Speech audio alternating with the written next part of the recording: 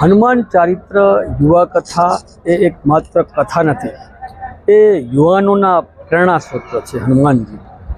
હનુમાનજી યુવા કથા, હનુમાનજી ગમે તેવી મુશ્કેલી હોય, અશક્યને શક્યમાં ફેરવવું એ હનુમાનજીનું કાર્ય હતું. અને આજના યુવાનો પણ જે રીતે ટ્રેસ અને મુશ્કેલી અનુભવતા હોય, તો આ કથાને સાંભળવાથી કે કઈ જીવનમાં કઈ રીતે સમસ્યાઓનો સામનો કરી અને એનું નિરાકરણ લાવવું, એના માટેની આજે આ કથા છે.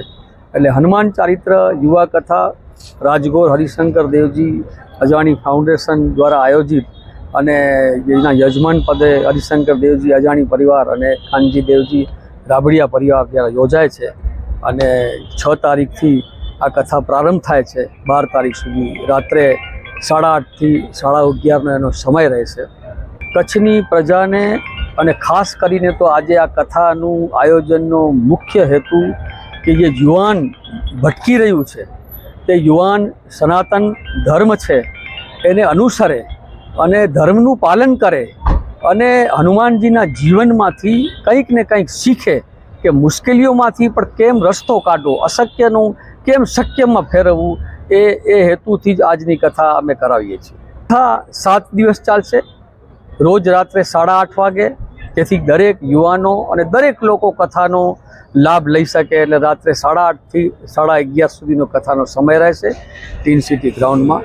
બાઇક રેલીનું આયોજન કરવામાં આવ્યું છે. એમાં અંદાજે 200થી 250 બાઇક રેલીમાં જોડાશે અને એ બાઇક રેલીને આપણા કચ્છ મોરબીના સાંસદ વિનોદભાઈ એને સ્ટાર્ટ આપશે. કથાની અંદર મહત્ત્વના પ્રસંગો એટલે હનુમાન ચારિત્ર કથાની અંદર એક મુખ્ય પ્રસંગ હોય તે હનુમાન જન્મોત્સવ. એટલે ભવ્યથી ભવ્ય એ હનુમાન જન્મોત્સવ ઉજવાશે.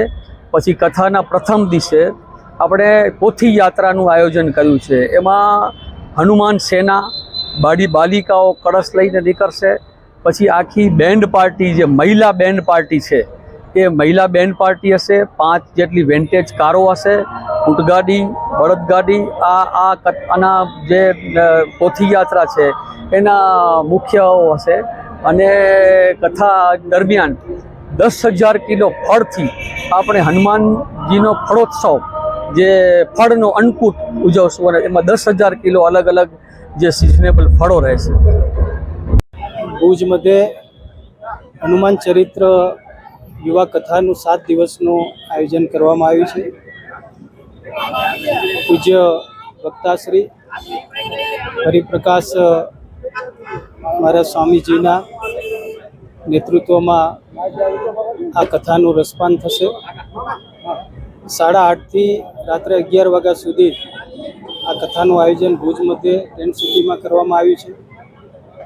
સમસ્ત અજાણી પરિવાર અનિલભાઈના નેતૃત્વમાં આ ભવ્ય અને જ્યારે એક ધાર્મિક કથાનું આયોજન થઈ રહ્યું છે, ત્યારે હું સૌ લોકોને વિનંતી કરું છું કે મોટી સંખ્યામાં આપણે સૌ પણ આ કથાનું રસપાન સાંભળી અને બધા આપણે સૌ કથામાં જોડાઈએ, એવી હું પણ સૌને અપીલ કરું છું.